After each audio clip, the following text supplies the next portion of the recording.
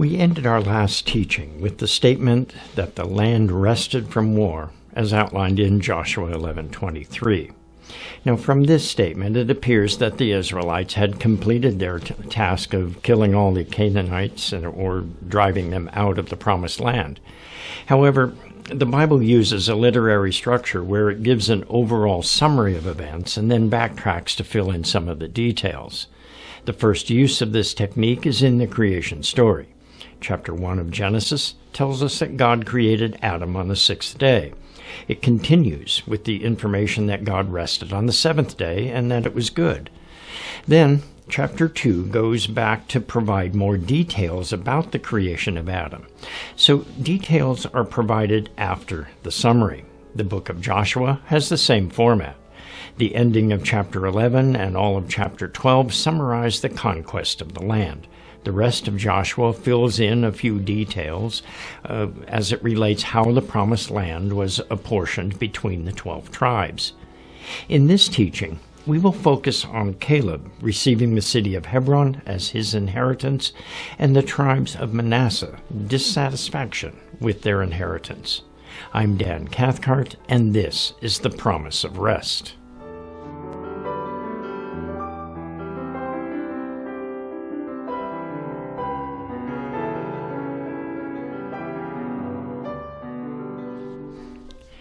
Joshua chapter 12 concluded with a list of 31 kings that Israel defeated under the leadership of Joshua. However, this does not necessarily mean that the cities were all taken or that the Canaanites from those cities were either all killed or driven out of the land. A war is made up of many battles, and the war to take the promised land lasted for many years. Now, chapter 13 begins with the statement that Joshua had gotten old and much of the land remained to be taken. Joshua 13, verse 1. Now Joshua was old, advanced in years, and the Lord said to him, "You are old, advanced in years, and there remains very much land yet to be possessed." Now this statement concludes Joshua's campaign to take the land. As such, it links this statement to his farewell address in chapter 24. The chapters in between provide the details of what happened between Joshua leading the Israelites in victory at the Battle of Gibeon and his death. Now, pockets of the Canaanites remain throughout the Promised Land, even in the areas taken by the Israelites.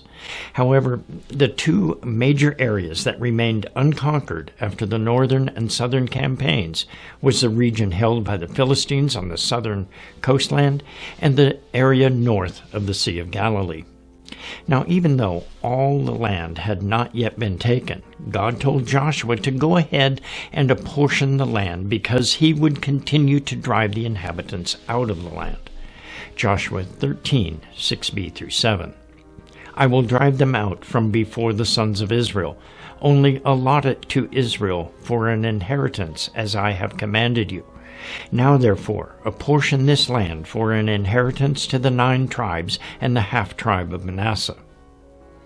The remainder of chapter 13 officially apportions the region east of the Jordan River to the tribes of Reuben, Gad, and half-tribe of Manasseh. With the eastern region formally taken care of, the Bible turns to the area west of the Jordan River. Joshua and Eleazar, the high priest, distribute the land by lot. Joshua 14, 1 and 2. These are the areas which the children of Israel inherited in the land of Canaan, which Eleazar the priest, Joshua son of Nun, and the heads of the fathers of the tribes of the children of Israel distributed as an inheritance to them.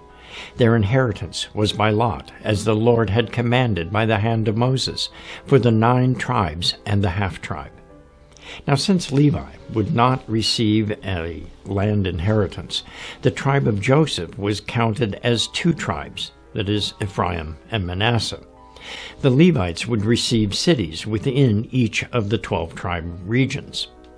The apportionment of the land begins with the tribe of Judah. Judah was the leader of the tribes. In the wilderness, the tribe of Judah was the one who broke camp first and led the way on their journeys. Jacob prophesied that the royal line of kings would come from Judah. Also, Caleb, one of the 2 spies who brought a good report of the land 39 years earlier, was from the tribe of Judah. Even before Joshua and Eleazar began to apportion the land, Caleb, with the support of the other leaders of Judah, went to Joshua to request Hebron as his inheritance. Joshua 14, 6-9. Then the children of Judah came to Joshua in Gilgal, and Caleb, the son of Jephunneh, the Kenizzite, said to him, "You know the word which the Lord said to Moses, the man of God, concerning you and me in Kadesh Barnea. I was 40 years old when Moses, the servant of the Lord, sent me from Kadesh Barnea to spy out the land, and I brought back word to him as it was in my heart. Nevertheless, my brethren who went up with me made the heart of the people melt. But I wholly followed the Lord my God. So Moses swore on that day, saying, Surely the land where your foot has trodden shall be your inheritance, and your children's forever, because you have wholly followed the Lord my God." Caleb begins by stating his lineage within the tribe of Judah. His father was Jephunneh, the Kenizzite. The word Kenizzite is number 7074 in Strong's Concordance, and it means descendant of Kenaz. Kenaz is a familiar name used once before in the Bible. One of Esau's sons was named Kenaz. Genesis 36, verse 15. These were the chiefs of the sons of Esau. The sons of Eliphaz, the firstborn son of Esau, were Chief Teman, Chief Omar, Chief Zepho, and Chief Kenaz. Now, does this mean that Caleb was really an Edomite? Well, not necessarily. Just like today and throughout all of history, many people have the same name. In fact, Caleb's younger brother is named Kenaz. Kenaz's son, Othniel, assists Caleb in the battles to take Hebron and Debir. Othniel later becomes judge over Israel after the death of Joshua. Look at Judges 3, verse 9.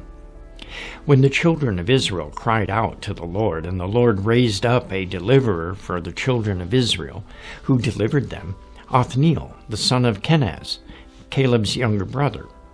The book of Chronicles lists some of the descendants of the children of Israel. There are many gaps in this genealogy. However, Kenaz, Jephunneh, and Caleb are all included in the list of the descendants of Judah. The Jewish Encyclopedia interprets these scriptures to mean that Kenaz was Caleb's stepfather, not Jephunneh's father. Now that would make Othniel Caleb's half-brother. Caleb is also called the Kenizzite because Kenaz, the father of Othniel, was his stepfather, Othniel thus being in fact his half-brother. So without conclusive evidence otherwise, we can take the statement literally that Caleb was a descendant of Judah. Now, when Caleb asked for Hebron as his inheritance, he testified that he had told Moses what was in his heart concerning the land. Now, because Caleb's whole heart was given to follow the Lord, Moses promised that Caleb would receive the land where he walked as his inheritance. When Joshua and Eleazar apportioned the land, Hebron, previously called Kiriath Arba, was within the region allotted to Judah. The city of Hebron is one of the cities mentioned that Joshua took in the aftermath of the Battle of Gibeon.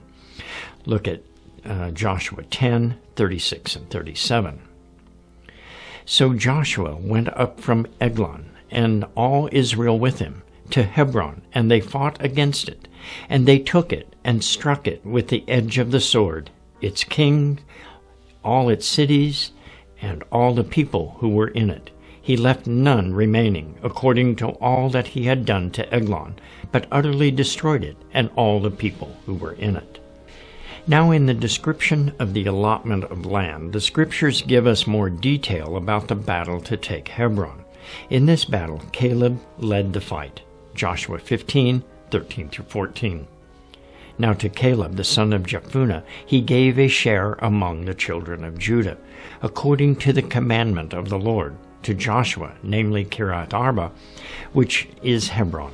Arba was the father of Anak. Caleb drove out the 3 sons of Anak from there, Sheshai, Iman, and Talmai, the sons of Anak. The word Kiriath, number 7151, means city, and the word Arba, number 704, means 4. Hebron was known as the city of the 4 descendants of Arba. Arba's son, Anak, had 3 sons, Sheshai, Aramon, and Talmai, who were giant men and mighty warriors. These men were apparently the men who frightened the other 10 spies so badly that 39 years earlier. Look at Numbers 13, verse 33. There we saw the giants. The descendants of Anak came from the giants, and we were like grasshoppers in our own sight, and so we were in their sight. Caleb had been confident 39 years earlier that with God's help, he could defeat the giants of the land. Now, at the age of 85, he drove the sons of Anak out of Hebron, Joshua 14, 10 through 12. And now, behold, the Lord has kept me alive, as he said, these 45 years, ever since the Lord spoke this word to Moses while Israel wandered in the wilderness. And now, here I am this day, 85 years old. As yet I am as strong this day as on the day that Moses sent me. Just as my strength was then, so is my strength for war, both for going out and for coming in. Now therefore give me this mountain of which the Lord spoke in that day. For you heard in that day how the Anakim were there, and that the cities were great and fortified. It may be that the Lord will be with me, and I shall be able to drive them out, as the Lord said. Remember, in Joshua 14:7, Caleb said that he was 40 years old when Moses first sent him out to spy the land in the middle of the 2nd year from the time that they had left Egypt. Now he came to Joshua to ask to receive Hebron as his inheritance when he was 85 years old.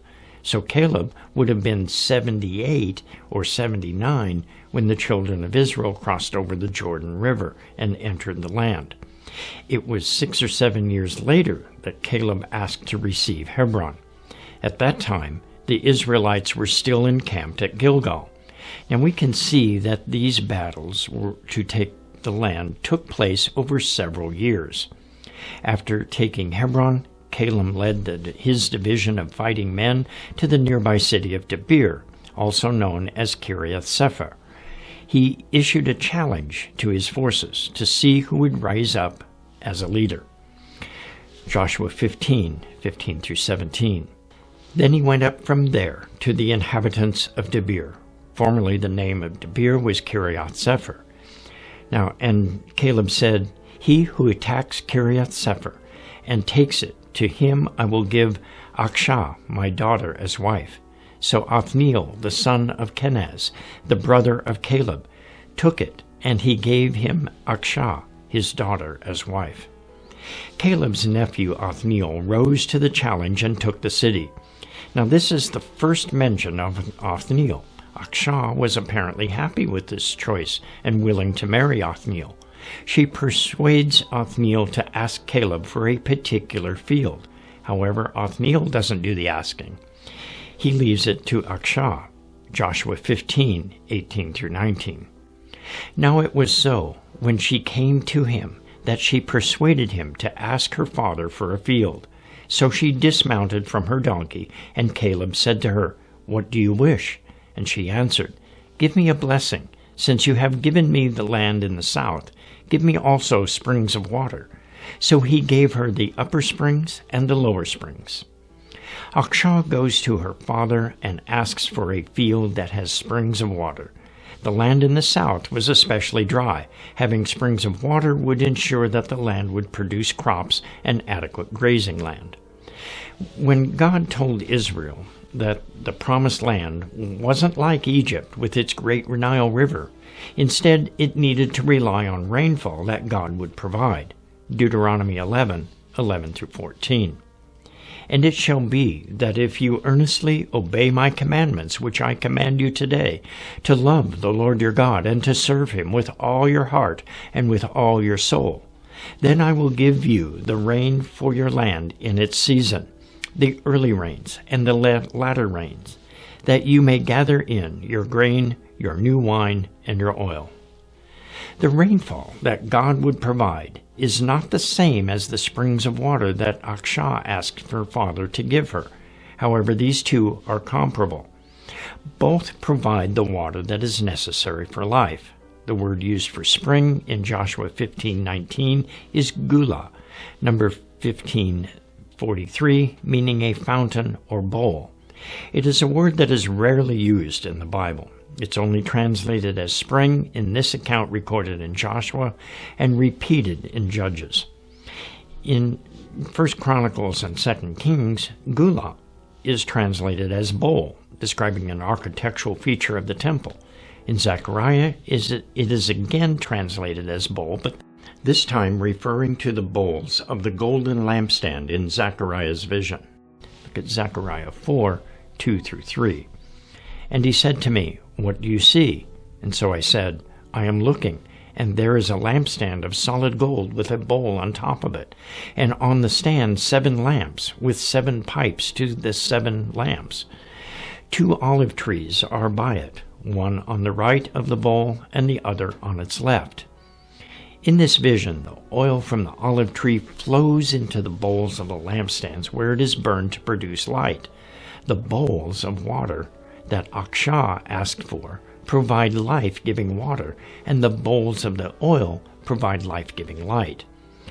So Caleb and Othniel drove the Canaanites out of the cities of Hebron and Debir. However, the rest of the tribe of Judah was unable to drive the Canaanites out of Jerusalem. Joshua 15, verse 63. As for the Jebusites, the inhabitants of Jerusalem, the children of Judah could not drive them out, but the Jebusites dwell with the children of Judah at Jerusalem to this day. After Joshua and Eleazar described the land set aside for the tribe of Judah, they moved to the allotment of land for Ephraim and Manasseh, the sons of Joseph. Joshua, the spy who along with Caleb urged Israel to take the land some 39 years earlier, was from the tribe of Ephraim. Half of the tribe of Manasseh had already received their inheritance on the east side of the Jordan River. The other half of the tribe received its inheritance at the same time as Ephraim. As the Ephraimites took the possession of their land, they subjected the Canaanites to servitude, but did not drive the Canaanites out of the land. Joshua 16, verse 10. And they did not drive out the Canaanites who dwelt in Gezer. But the Canaanites dwell among the Ephraimites to this day and have become forced laborers. The tribe of Manasseh also failed to drive the Canaanites out of their allotment of land. Look at Joshua 17, 12-13. And yet the children of Manasseh could not drive out the inhabitants of those cities, but the Canaanites were determined to dwell in that land. And it happened when the children of Israel grew strong, and they put the Canaanites to forced labor, but did not utterly drive them out. Because of their failure to drive the Canaanites out of the cities allotted to them, the armies of Manasseh became discouraged and discontented with their allotment, even though their portion included the rich, fertile land of the Jezreel Valley. So they complained about their allotment and demanded more land. Joshua 17, verse 16. But the children of Joseph said, "The mountain country is not enough for us, and all the Canaanites who dwell in the land of the valley have chariots of iron, both those who are of Bethshean and its towns, and those who are of the valley of Jezreel." Joshua responded by reminding them that together Manasseh and Ephraim each had a portion, so they should act together to take more of the mountainous land than worry about the valleys. Joshua 17, 17 and 18. And Joshua spoke to the house of Joseph, to Ephraim and Manasseh, saying, "You are a great people, and have a great power. You shall not have only one lot, but the mountains country shall be yours. Although it's wooded, you shall cut it down, and its farthest extent shall be yours. For you shall drive out the Canaanites, though they have iron chariots and are strong." For some reason, The division of the land stopped at this point. The rest of the land would not be apportioned until some years later. But as we contrast the accounts of Caleb and the tribe of Judah with the accounts of the tribes of Joseph, we see a different attitude. Caleb continued in his strong faith that God would do as he promised and drive the Canaanites out of the land. He successfully drove the feared sons of Anak out of Hebron and encouraged the Judahites to take Debir. On the other hand, Ephraim and Manasseh, when faced with overwhelming forces, wanted a different allotment of land. When we are faced with adversity and the task that God sets for us seems to be unobtainable, remember, God has made us a great people. It is through the Holy Spirit and Messiah Yeshua as our intercessor and our high priest that the Father has given us great power to succeed. I'm Dan Cathcart for Moed Ministries International. Shalom and be blessed.